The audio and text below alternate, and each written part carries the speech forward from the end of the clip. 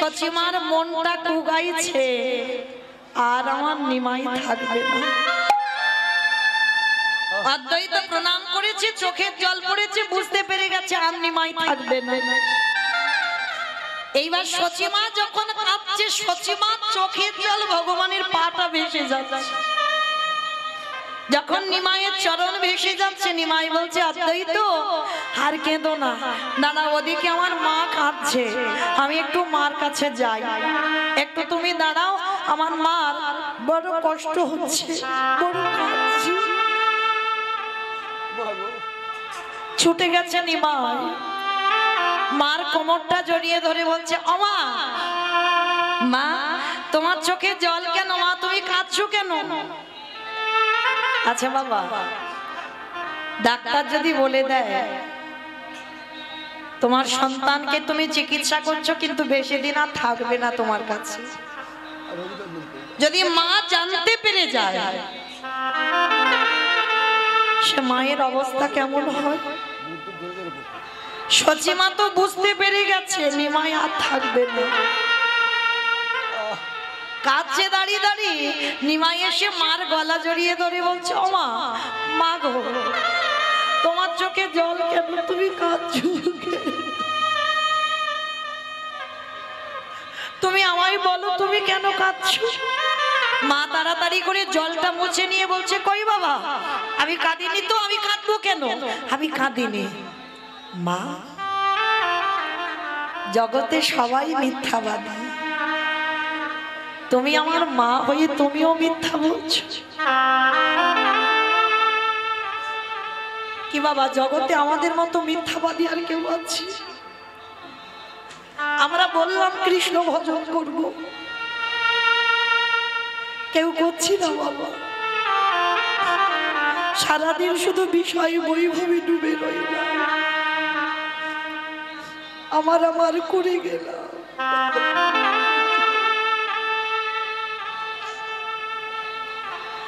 এই বিষয়ে বৈভব না বললে ভগবান যে নেবে না গো। আজকে যেই না মা খাচ্ছে, মাকে বলছে মা জগতে সবাই মিথ্যাবাদী, তুমিও মিথ্যা বলছো। বলে কেন রে নিমাই, আমি কি এমন মিথ্যা বলেছে? বলে মা আমি জানি তুমি কেন কাঁদছো। এইবার মা ঘুরিয়ে ধরেছে, নিমাই তুই যখন গোটা জগতের খবর রাখিস তাহলে তুই তোর মায়ের কান্নার খবরটাও তো রেখেছিস, তাহলে বলতো নিমাই আমি কেন কাঁদছি? তার নিমাই বলছে মা তুমি যে কেন কাঁদছো আমি বলবো, কিন্তু বললে তুমি সহ্য করতে পারবে তো? কারণ আমি তো জানি তোমার কাঁদার কারণটা কি, আমি বলবো তুমি নিতে পারবে তো? নিমাই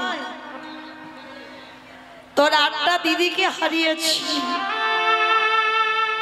বড় দাদাকে হারিয়েছি, তোর বাবাকে হারিয়ে কেঁদে কেঁদে আমি পাষাণী হয়ে গেছি।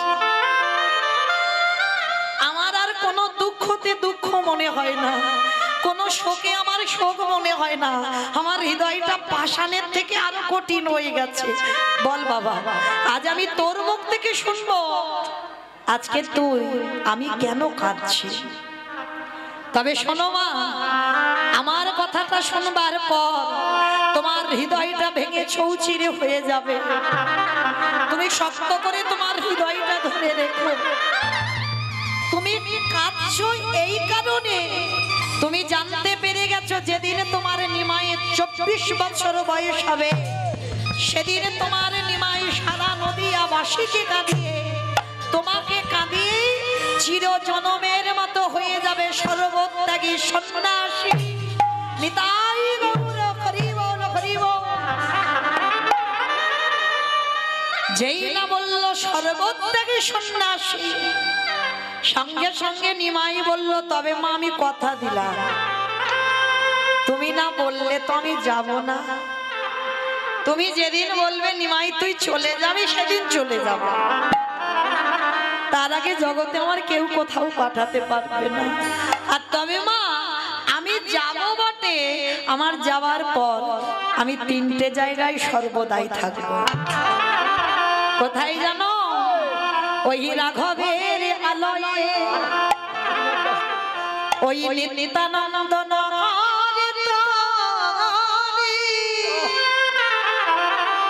না সচি মায়ের রন্ধনশালে।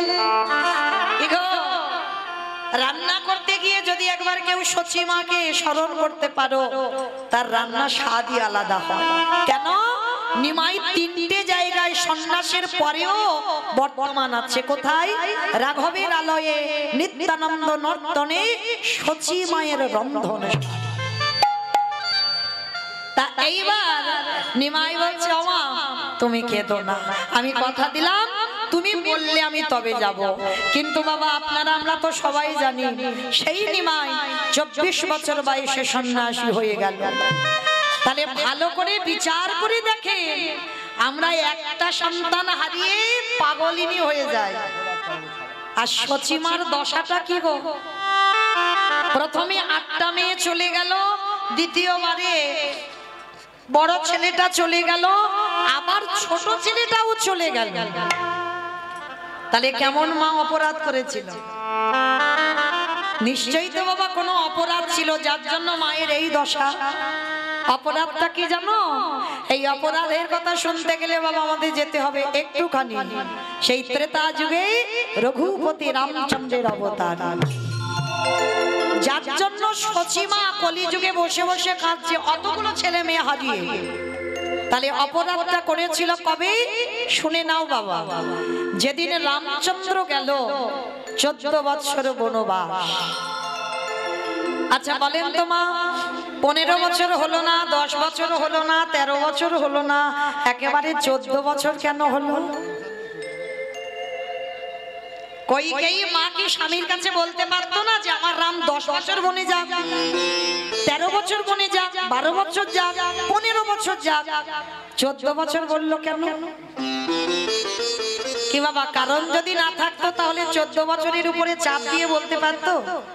তাহলে 14 বছর বলেছে তার একটাই মাত্র কারণ, দশরথের যখন কোনো সন্তান সন্ততি হয়নি বাবা, পুত্রেষ্টি যজ্ঞ করে তবে তো পুত্র পেয়েছে। যজ্ঞের চারু পান করে, মানে যজ্ঞের চারু মানে পরমান্ন পান করেছিল, পরমান্ন সেবা করে এই রাম লক্ষ্মণ ভরত শত্রুঘ্নের জন্ম হয়েছিল। কিন্তু এর আগে দশরথ একটা অভিশাপগ্রস্ত ছিল, মানে গোটা সূর্য বংশে একটা অভিশাপ দেওয়া ছিল যে এই সূর্য বংশে যদি কোনো সন্তান জন্ম নেয় আর সে যদি 25 বছরের আগে রাজ সিংহাসনে বসে, তৎক্ষণাৎ তার অপঘাতে মৃত্যু হবে। অভিশাপ দিয়ে রেখেছিল। আর সেই অভিশাপটা শুনে দশরথ হেসে কথাটা উড়িয়ে দিয়েছিল, হায় হায় হায় হায়, কাকে অভিশাপ দিচ্ছ? আমার সূর্য বংশে তো কোনো বংশধরই নেই। পরে বাবা যজ্ঞ করে যখন রাম লক্ষ্মণ ভরত শত্রুঘ্নকে পেল আর ছেলেটাকে পেয়ে আনন্দে ভুলে গিয়েছিল বাবা দশরথ অভিশাপের কথা। কিন্তু মনে ছিল শুধু একজনে, সেটা হলো বাবা কইকেয়ী মা। মায়েরা একটা কথা বলি, যদি এখানে কেউ সৎ মা হয়ে আছো, যদি কেউ সৎ মা হয়েছ, তো চেষ্টা করো মা যেন কইকেয়ী মার মতো সৎ মা হও। সৎ মা মানে কি? কথাতেই উত্তর বেরিয়ে যাচ্ছে, দেখেন সৎ মা, হৃদয় তার পবিত্র হবে, হৃদয় তার সৎ হবে। মনে রেখো মা, যে যার হৃদয়ে মাতৃত্ব থাকবে, শুধু নিজের ছেলেটা ছেলে আর অন্যের ছেলেটা ছেলে নয়, সেটা কোনোদিন মায়ের হৃদয়ে আসে না। যদি তুমি প্রকৃত মা হও, তোমাকে যদি কেউ মা বলে ডাকে, তুমি নিজের ছেলেকে যেমন চোখে দেখবে, তার থেকে বাবা বেশি চোখে দেখতে হবে অন্যের ছেলেটাকে। কারণ নিজের ছেলের বেলায় যদি বাবা একটু কম দামি জামা কাপড় কিনে দাও, কিন্তু ওই সব ছেলের বেলা তোমাকে দামি জামা কাপড় দিতে হবে। নিজের ছেলে বললে বুঝবে, কারণ ওটা তুমি তার মা। তোমার ছেলেকে একটা ছোট বাটিতে খেতে দাও, আর অন্যের ছেলেকে বাবা বড় বাটিতে খেতে দিতে হবে। যদি তোমার চরিত্রটা এমন হয়, তাহলে তুমি কিঞ্চিত কইকেয়ী মার চরিত্র অর্জন করেছো। এই যে রাম রাজা হবে যখন রাজ্যে ঘোষণা হলো, কারোর মনে ছিল না, মা কইকেয়ী মার মনে ছিল রাম যদি রাজা হয় আমার রামের মৃত্যু হয়ে যাবে। কারণ দশরথ তো ভুলে গেছিল অভিশাপের কথা, শুধু মনে ছিল আমার কইকেয়ী মা,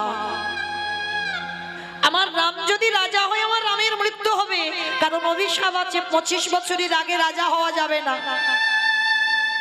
তাহলে কি হবে? রামকে কায়দা করে এই রাজ্যের বাইরে পাঠিয়ে দিতে হবে। ভালো করে ভাবে, রামের যদি তখন অত কম বয়স হয়, ভরতের কি 25 বছরের বেশি বয়স ছিল? ছিল না তো। এই ত্যাগের জায়গাটা একটু লক্ষ্য করে, এদের বলবে মা মরণ যদি হয় আমার ভরতের হোক, মরতে যদি হয় আমার ভরত মরুক, কিন্তু আমার রাম যেন ভালো থাকে। এত বড় কথা কইকেয়ী মা কাউকে বলতে পারেনি, কিন্তু আমার রাম জানতো। ওই বনবাসে যাওয়ার আগে রাতের অন্ধকারে কইকেয়ী মাকে গিয়ে বলেছিল, মা আমি যদি বনবাসে না যাই, আমার জন্য কত যোগী মুনি ঋষিরা যুগ যুগ ধরে তপস্যা করছে, আমাকে পাবার জন্য কঠোর পরিশ্রম করছে, কবে রামের চরণ পাবো। আর আমি যদি অযোধ্যায় রাজ সিংহাসনে বসি, তাহলে তো আমি এদেরকে উদ্ধার করতে পারবো। তাই কৃপা করে তুমি একমাত্র আমার সেই মা, যে কথাটা কাউকে তুমি না বলে তুমি আমাকে বনবাসে পাঠাও। আর কইকেয়ী মা এই কথাটা গোপনে রেখে রামকে বনে দিল, ভরতকে 14 বছরের ভরতকে বনবাসে দিয়ে, হরি বল, রামকে বনবাসে দিয়ে ভরতকে রাজ সিংহাসনে বসালো। আর যেদিন আমার রাম ফিরেছিল বাবা অযোধ্যায়, অযোধ্যায় তো সাজো সাজো রব, যেদিনটা বাবা আমরা কালী পূজার দিন, দিওয়ালি, ওই দিন রামচন্দ্র ফিরেছিল বনবাস থেকে। যার জন্য বাবা ঘরে ঘরে মোমবাতি জ্বালা হয়, ঘরে ঘরে প্রদীপ জ্বালানো হয়। কেন? অযোধ্যা থেকে রাম চলে গিয়েছিল, সেদিন থেকে অন্ধকার নেমে এসেছিল। আর যেদিন রাম আসবে সারা অযোধ্যা চারিদিকে বাবা ওই প্রদীপ মোমবাতি চারিদিকে আলোয় আলোকিত হয়েছিল, সোনার মতো ঝলমল করছিল। আজকে রাম ফিরে এসে দরজায় দাঁড়িয়েছে, দরজায় দাঁড়িয়ে শুধু একটাই কথা ডাক দিয়েছিল, মা মা গো।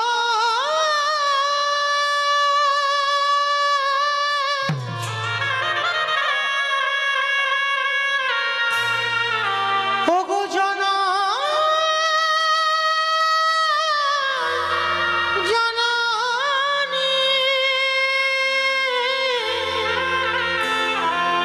একেবারে দেখা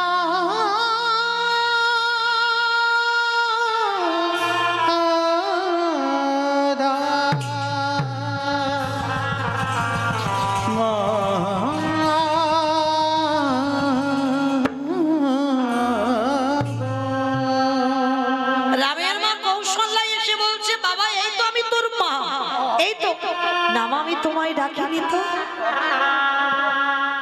সুমিত্রা এসে বলছে, মা বাবা এই তো আমি তোর একটা মা, আমি তোমায় ডাকিনি তো। আবার তোর মা কোথায়?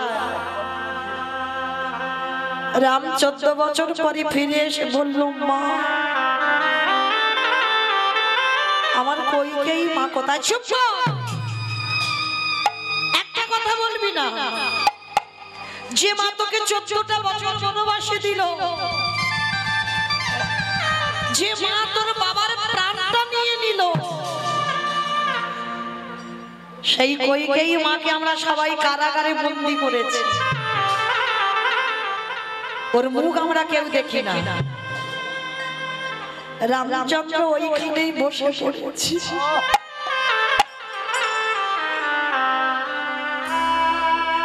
এটা কি করেছে তোমরা? আমার কইকেয়ী মাকে কারাগারে দিয়েছে। হ্যাঁ দিয়েছি। ওর মুখ আমরা কেউ দেখতে চাই না। আর ভরদর মাকে তো কবেই ত্যাগ করে দিয়েছে। ওর মার মুখ দর্শন করে না, রামকে বনে দিয়েছে বলে। এত বড় ত্যাগ একবারও কাউকে বলিনি বাবা। আমি রামের মঙ্গলের জন্য রামকে বনে পাঠিয়েছি, একবারও কাউকে বলিনি। কইকেয়ী মা কেঁদে কেঁদে অন্ধ। কইকেয়ী মা শেষ পরিণতি দেখে, কেঁদে কেঁদে অন্ধ, চোখে দেখতে পায় না, রামের জন্য কেঁদে। শুধু ওই কারাগারে খুঁজে বেড়াচ্ছে রাম, আমার রাম এলি বাবা। ওরে রাম রে,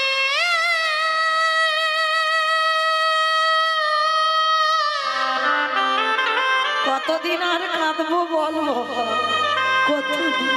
তোরে আসো পথে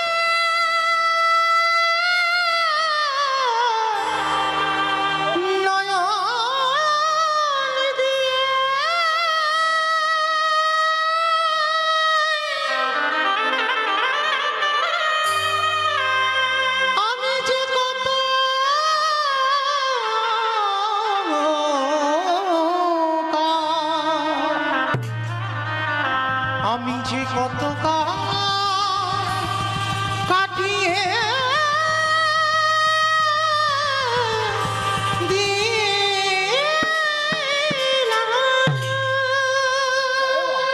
কারাগারে খুঁজে বেড়াচ্ছে রাম। একবার আয় না বাবা,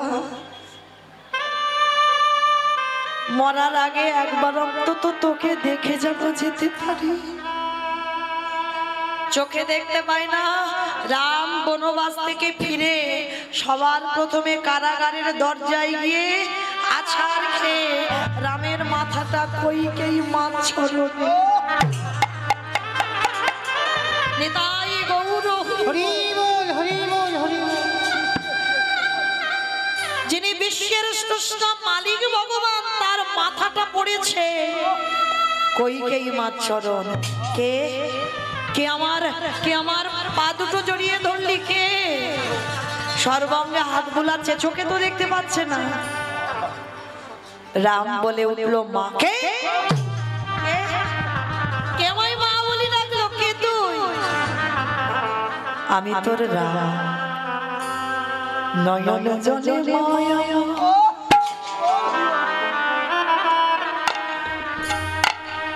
ওই না রামকে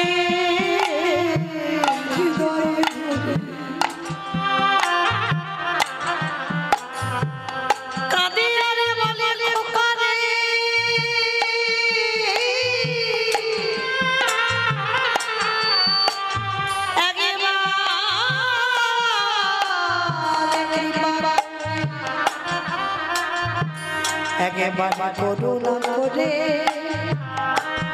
তুই একবার আমার দৃষ্টি শক্তি ফিরাই।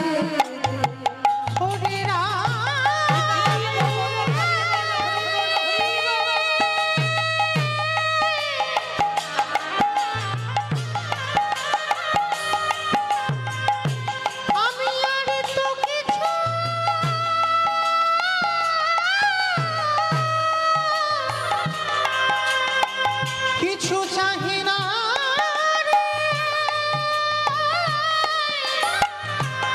একেবারে কৃপা করে করুণা করে আমার দৃষ্টি শক্তি ফিরা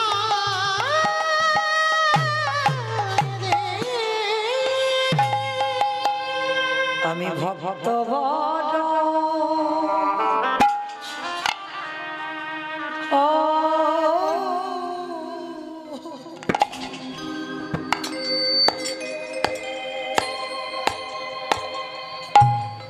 ভালো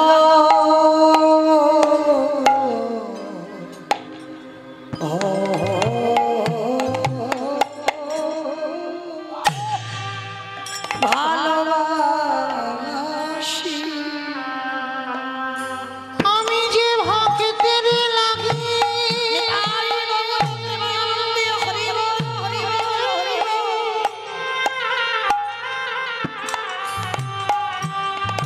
ওই যুগে যুগে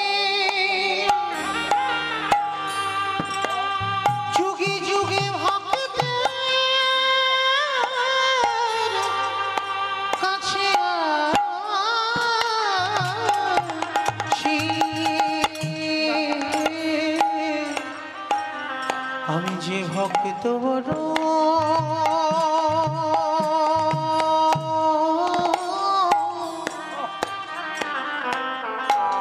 ভালো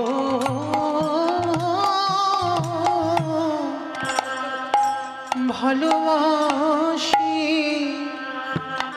শুধু এ যুগে না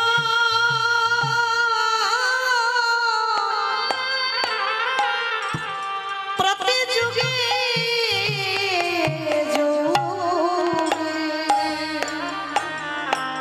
আমি যে ভক্ত বড়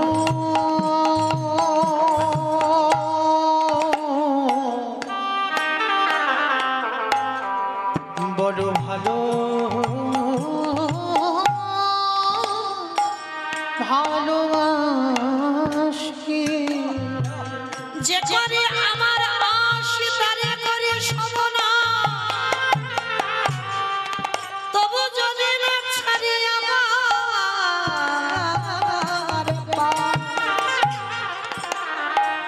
তারে পরে হয়ে যাই আমি তার দাসে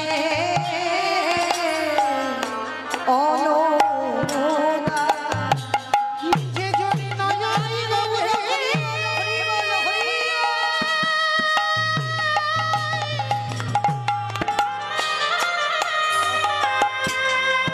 একেবারে কৃষ্ণ তোমার হলাম বলে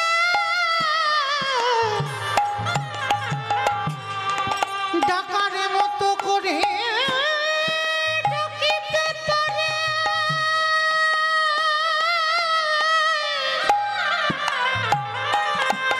আমি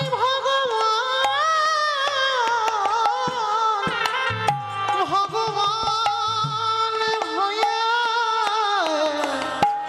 সেই ভক্তের দাঁড়ে সেই ভক্তের দাঁড়ে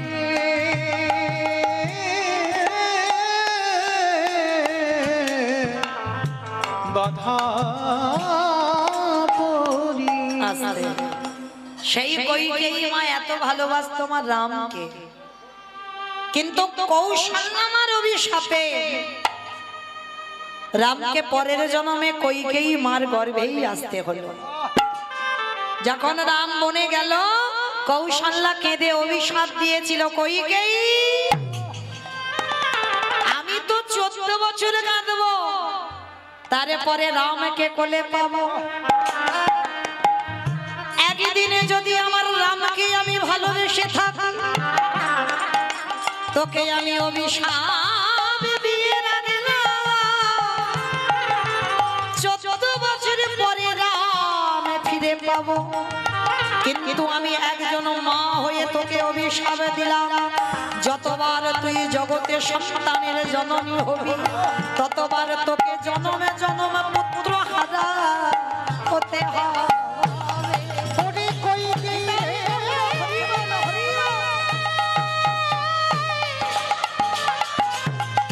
তোকে জনমে জনম পুত্র হারার যে কি যাতনা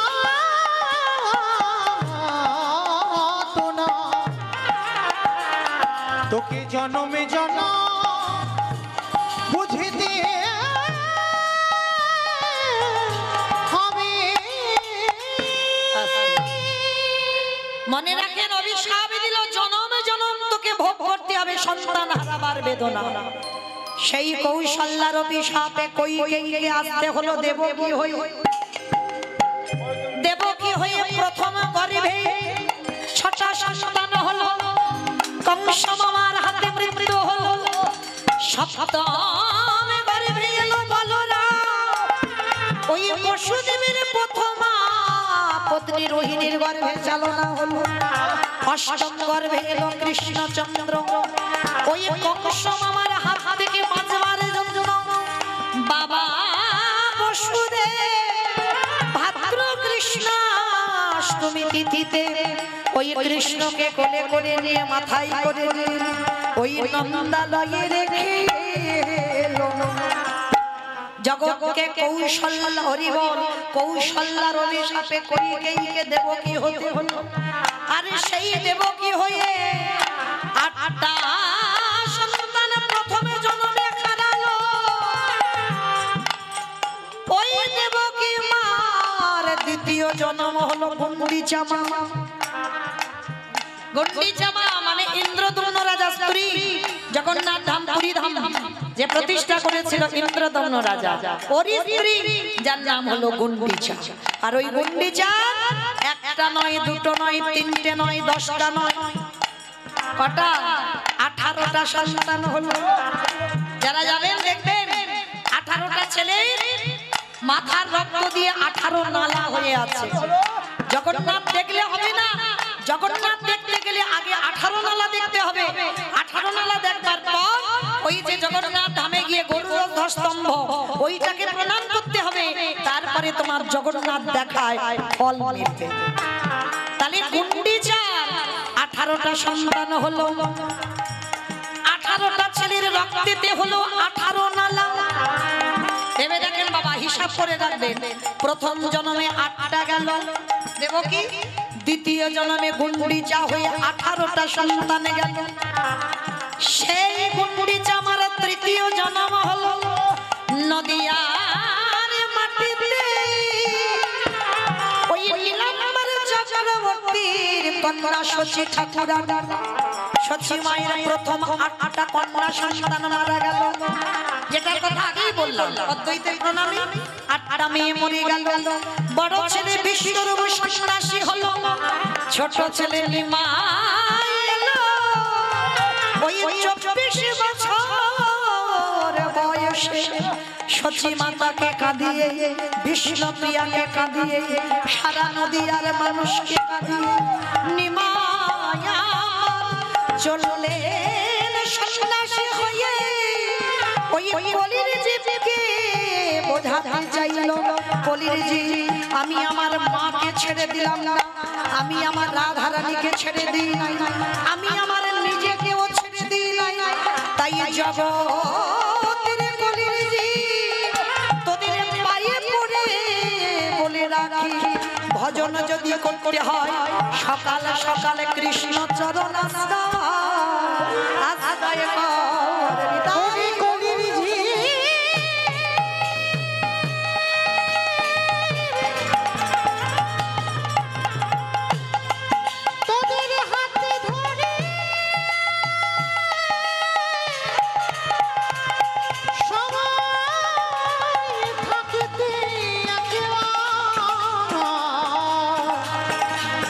গোবিন্দ চরণে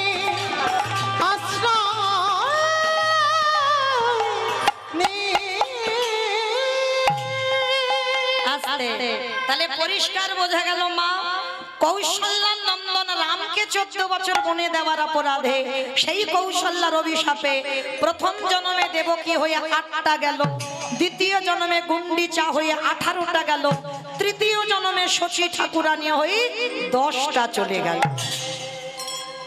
তাহলে কাঁদালে কাঁদিতে হয় এ কথাটা মিথ্যা নয়।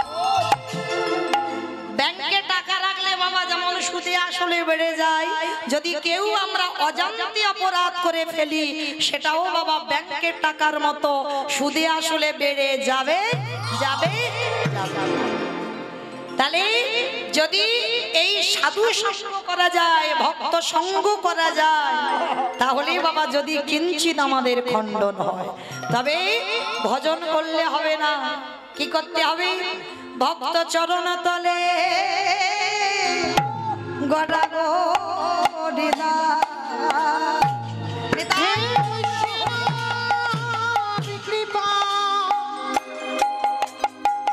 কৃপা করো ভক্ত চরণ তলে গড়া গড়ি দাও। শুধু গড়াগড়ি দিলে হবে না, ওই ভক্ত পদ ধুলা অঙ্গে নিতে হবে। কেন? এ তো ধুলা নয়, এ তো ধুলিও নয়, এ যে হলো গোপী পদ ধুলা। এই ধুলা মাখিয়াছিল নন্দের কালা। তাহলে এ ধুলো না, তাহলে ভগবানের কৃপা পেতে গেলে যারা আজকের উপবাস করে বসেছ, ভক্ত চরণ তলে গড়াগড়ি দাও। শুধু গরম তলে গড়াগড়ি দিলে হবে না, ওই ভক্তের পদ ধুলা লয়ে আজ অঙ্গে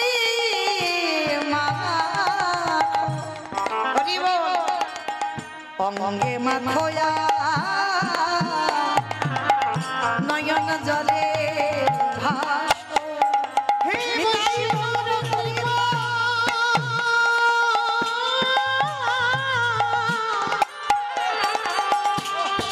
বৈষ্ণব কৃপা করো বলে বলে অঙ্গে মাখয়া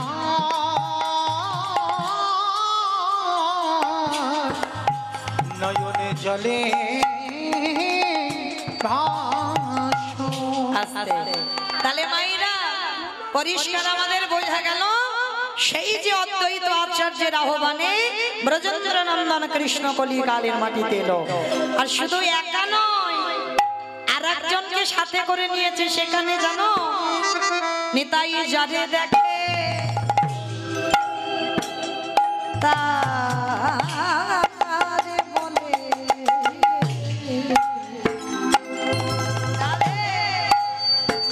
দ্বন্দ্বে তৃণ ধরি ধরি রে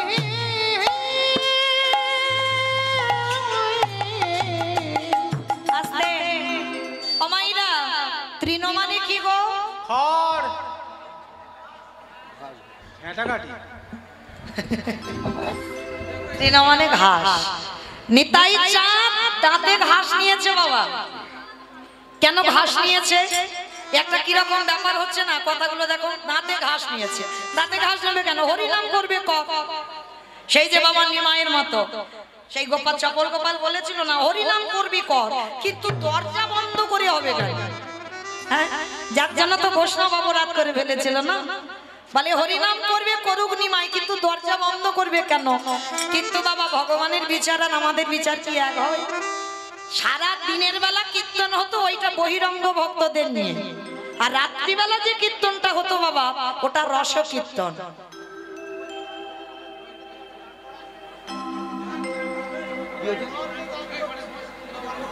কোথায় বাড়ি তোমার?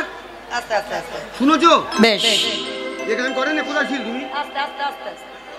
তুমি শোনোনি বলে শোনো।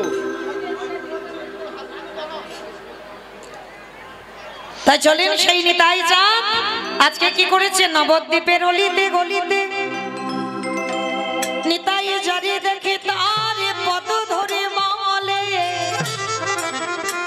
তোদের ঘরে আমি বাসনে মেজে দেব।